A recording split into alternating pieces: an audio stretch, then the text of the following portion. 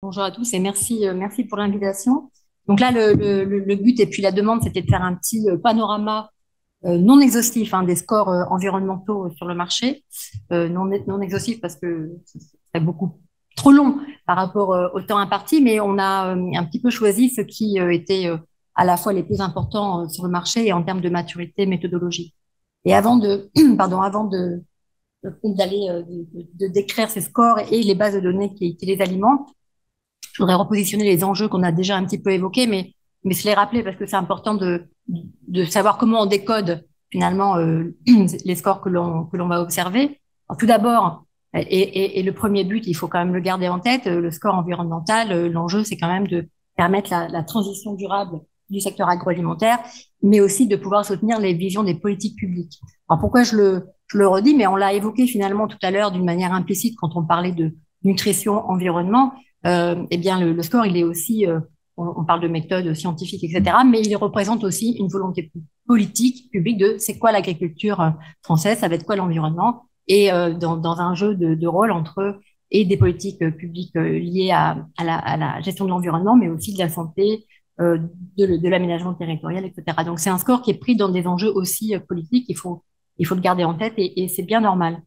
Euh, L'intérêt aussi, c'est de pouvoir inciter et le mot inciter est vraiment important. Donc, ça permet d'inciter à l'amélioration des pratiques de chaque maillon de l'ensemble des filières agroalimentaires. Informer les consommateurs pour permettre des choix éclairés, bien évidemment. Ce qui demande aussi de disposer d'un système simple, compréhensible et en même temps, donc simple et compréhensible, en dépit du fait de la complexité de la méthode et des constructions et des données qu'on utilise. Et on l'a vraiment vu toute la matinée. Donc, l'enjeu, il est vraiment comment rendre l'information complexe, simple et compréhensible. Elle doit être aussi basée, et on l'a vu toute la matinée, sur des méthodes qui vont être scientifiquement validées, reconnues, et idéalement normalisées au niveau mondial, de manière à avoir des choses très, très cohérentes, donc telles que la CV qu'on a vue, mais tout en dépassant ses limites, et c'est bien tout l'enjeu de cette journée et des prochains dispositifs. Et il faut le garder en tête que ce dispositif, il doit être intégré dans une approche de progrès continu, d'amélioration continue. Donc, il faut jamais s'arrêter et penser qu'on est arrivé au bout, non. Et il faut toujours penser que ce dispositif n'a qu'à vocation à progresser et sans fin. Donc, c'est vraiment sans limite. Si je fais un petit point, mais très rapide, sur les bases de données principales qu'on utilise, moi, je ressens sur Agribalise et puis, en effet, n'oublions pas de féliciter cette base que l'on nous envie et c'est clair. Je voulais juste repréciser autour finalement l'environnement des bases de données qui permettent aussi à Agribalise d'avoir des compléments. Alors quand on travaille sur l'affichage environnemental, on passe par des logiciels d'ACV qui nous permettent d'avoir accès à ces différentes bases et quand on centre sur Agribalise, on voit qu'on a besoin de certains compléments, dans EcoInvent par exemple sur l'énergie, les fertilisants, de la World Food Database ou AgriFoodprint qui vont, eux, nous permettre, ces éléments-là, ces bases de données, nous permettent d'avoir des éléments justement sur les produits qui n'ont pas été produits en France. Alors, je peux le recentrer directement sur le porc, mais ce qui est important d'avoir en tête, c'est que cette richesse des bases de données, cette foison de données est immense et ça nous permet de travailler. Mais par contre, il faut garder en tête que d'abord, ces bases de données, elles ont été construites euh, avec des méthodologies différentes. Donc, elles sont pas toujours, les inventaires peuvent être un peu différents, ils peuvent varier. Donc, il faut garder en tête que quand on compare, il faut être très précautionneux. Les méthodes, les mises à jour aussi sont faites à un pas de temps différent. Et puis donc, tout ce jeu-là veut dire qu'il faut être très, très précautionneux quand on utilise des bases de données ou quand on veut comparer des éléments issus de données différentes. Donc là, j'avais recentré sur le port parce qu'évidemment, Agribalise a été très, très a été permis de la construction sur le produit du port par l'IFIP et puis les projets qui ont été développés tout à l'heure à Cilia, etc. Et on utilise aussi pour compléter les autres bases de données de la même façon que pour les autres produits. Si on compare les scores environnementaux, là, l'enjeu, et après une discussion d'ailleurs avec Gilles, c'était de se dire, finalement, il y en a plusieurs, on s'y retrouve pas forcément bien, c'est quoi qui les différencie? Donc là, je prends un peu le pari en 6 minutes de faire le tour de ces 3 scores. Et puis, on fera un point sur le coût environnemental, mais évidemment, on ne peut pas vraiment l'appeler un score environnemental aujourd'hui, donc je le manie avec précaution, mais on va regarder plus précisément ces 3-là. Tout d'abord, le Planet Score. Si on regarde un peu la manière dont je vais structurer ma présentation pour les 3 scores un peu de la même manière. Donc, l'affichage, tout d'abord, sur l'étiquette, qu'est-ce qu'on voit? Eh bien, c'est un affichage avec 3 éléments principaux. Une note avec un score global qui va être classé de A à F et un système coloriel. 3 sous-indicateurs, pesticides, biodiversité, climat. Et puis, un indicateur bien-être animal qui, lui, ne va pas être impliqué dans le calcul, mais qui va être mis à part avec un système coloriel du vert, orange et rouge.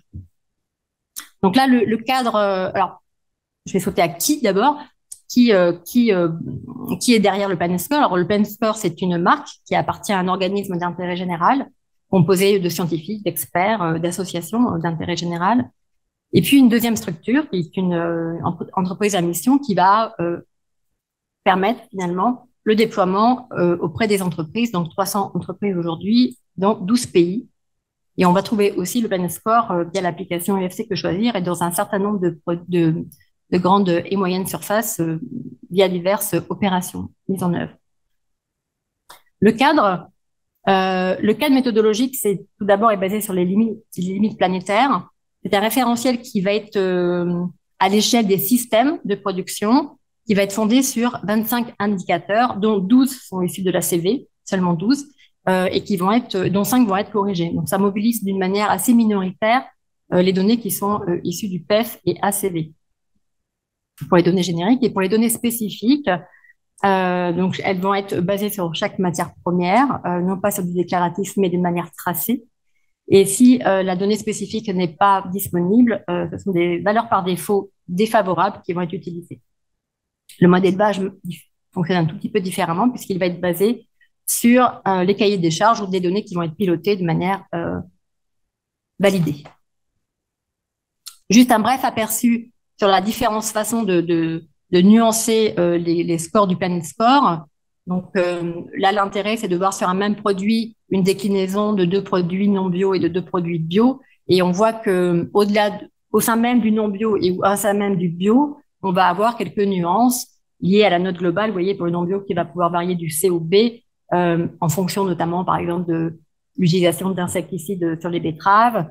Et puis dans le produit bio, là aussi, on va avoir une variation du B ou au A en fonction de la partie origine et traçabilité des données, et en particulier quand on a du sucre de canne bio-certifié, non déforestant, et bien évidemment la note s'améliore. Donc voilà en quelques mots le Planet Score.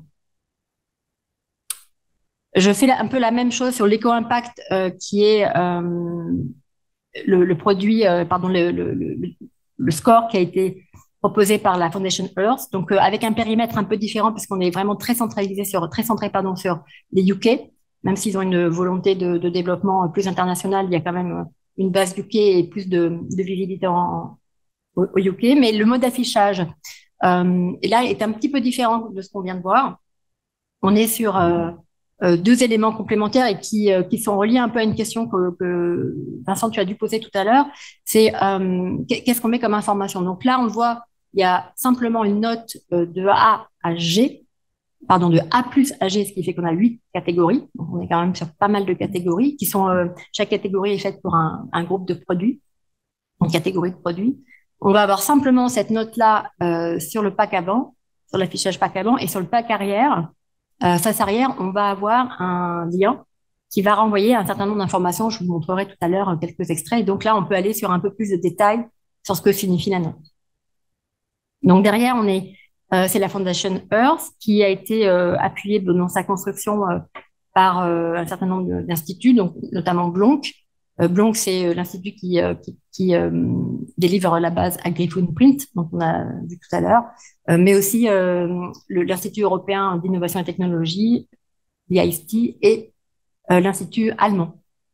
Il est en termes de gouvernance, ce qui est assez différent aussi par rapport au Planet Score, et c'est pour ça que je le mentionne en termes de gouvernance, il va y avoir un comité scientifique avec des scientifiques, mais aussi l'ADEME qui participe, le FIC et le Bureau d'information des consommateurs, et puis un comité de consultatif formé d'industriels. Il y a à peu près 25 entreprises aujourd'hui dans ce comité consultatif. En termes de méthodologie, là, on est vraiment très, très, très aligné sur le PEF. Donc, et c'est le score PEF qui est transformé en notes avec un gradient donc dans chaque catégorie de produits. Et on est dans un système classique de valeurs génériques qui vont être, de valeurs par défaut qui vont être prises là aussi sur les différentes bases qu'on a mentionnées tout à l'heure, et puis des valeurs spécifiques pour les paramètres clés. Et à noter en termes de méthodologie, et c'est aussi le fruit du travail des collaborations scientifiques de Foundation Earth, ils ont mis en place un taux qui permet d'évaluer la qualité des données en fonction de la spécificité ou de la généricité des données qui ont été utilisées. Si on regarde un petit peu, voilà, j'ai repris un peu quelques éléments qu'on peut retrouver quand on clique sur le lien en face arrière. Les détails, alors là, les détails vont être classés en 4 grandes catégories: le carbone, l'usage de l'eau, la pollution de l'eau et la biodiversité. Et donc ça, c'est tous les indicateurs du PEF qui sont regroupés ainsi.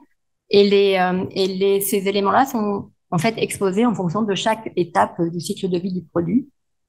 Et puis à noter, on en parlait tout à l'heure en parlant d'unité fonctionnelle, les scores vont être déclinés à la fois par 100 grammes, mais aussi par portion, donc de portion de consommation et non pas de taille de produit. Donc voilà un peu les spécificités de cet affichage. Un peu plus rapidement, l'éco-score. Je le mentionne parce qu'on le retrouve, même si on le retrouve moins, mais il existe, il est dans le paysage, et puis on l'a beaucoup vu, notamment parce qu'il était une part importante dans l'expérimentation menée par l'ADEME il y a 2 ans, ou 3. Donc la manière dont il est affiché, là c'est une note, là aussi sur un système de catégorie de A à E, avec un système coloriel toujours de vert à rouge. Et donc, c'est la petite feuille qui est affichée avec la note correspondante.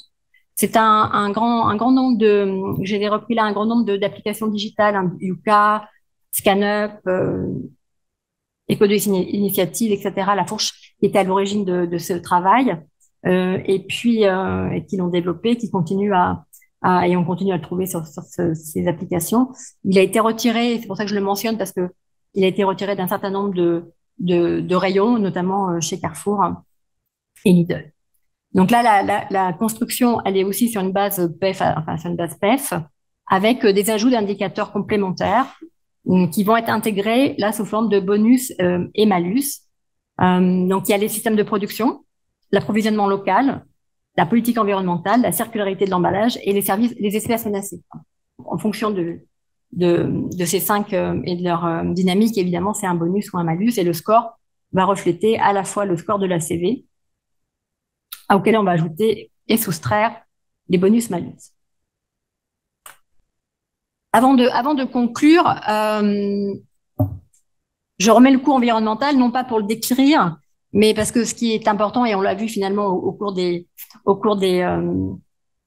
présentations ce matin, on voit très bien ce qui diffère, c'est le mode d'affichage. Donc là, j'ai pas repris le mode d'affichage tel qu'il peut être expérimenté aujourd'hui, mais simplement la note, la valeur absolue, avec ou pas une unité en micropoint ou millipoint d'ailleurs, peu importe. Et puis avec une valeur de référence qui peut être pour et le poids du produit, ou le pour et le kilo de produit. Alors l'explication de cette note, on l'a bien compris ce matin, c'est de permettre d'avoir une valeur commune pour pouvoir comparer l'impact d'un yaourt et l'impact d'un t-shirt, par exemple. Et donc c'est vraiment ce qui sous-tend cette volonté d'une valeur absolue. Et donc quand on regarde finalement, en conclusion, si on regarde l'ensemble de ces sujets, alors encore une fois, l'affichage là que j'ai mis pour le coût environnemental n'est évidemment pas ce qui va être sur les packaging, on l'a bien compris, il n'a pas encore été tranché. Mais ce qui est tranché, c'est la valeur et le fait de mettre une valeur absolue. Donc c'est pour ça que je l'ai remis quand même, parce que on voit bien qu'on est sur une dynamique très différente. Par contre, ce qui est commun finalement à ces approches, et c'est vraiment ça qu'il faut entendre, c'est que tous ces indicateurs, même s'ils diffèrent, finalement, ils ont tous été mis en œuvre pour une raison assez semblable, qui est de pallier les limites du PEF, et notamment la prise en compte des externalités positives de l'agroécologie que l'on a pu voir tout à l'heure. Et ça, de toute façon, en cohérence avec la directive Green Claims et donc la dynamique européenne. Là encore, précaution, ces méthodes, ces scores sont tous en cours de stabilisation et donc ils évoluent toujours et il faut donc les comparer avec beaucoup de prudence. Et puis, je crois que quand on voit, et même si on n'a pas encore, et si on l'attend avec impatience, l'affichage environnemental du gouvernement, on sent bien que le besoin principal va être un vrai besoin de pédagogie. C'est très complexe et on le disait tout à l'heure, il faut que ce soit simple, mais en même temps, ça reflète des méthodes complexes, des indicateurs complexes qui font système, dont il est difficile de comprendre en une première juste avec un chiffre ou une couleur. Donc, ce besoin de pédagogie, il est important. Et puis, il y a un clair besoin de convergence fort et d'harmonisation entre les méthodes, au moins dans une perspective européenne, mais éventuellement à une échelle internationale. Et donc, ce besoin d'harmonisation pour que tout le monde s'y retrouve nous paraît essentiel et urgent, tant pour les consommateurs, mais aussi, et ça a été souligné tout à l'heure, pour que les filières agroalimentaires puissent enfin se mettre vraiment en œuvre, en ordre de marche avec une méthode éprouvée par tous. Voilà, je vous remercie.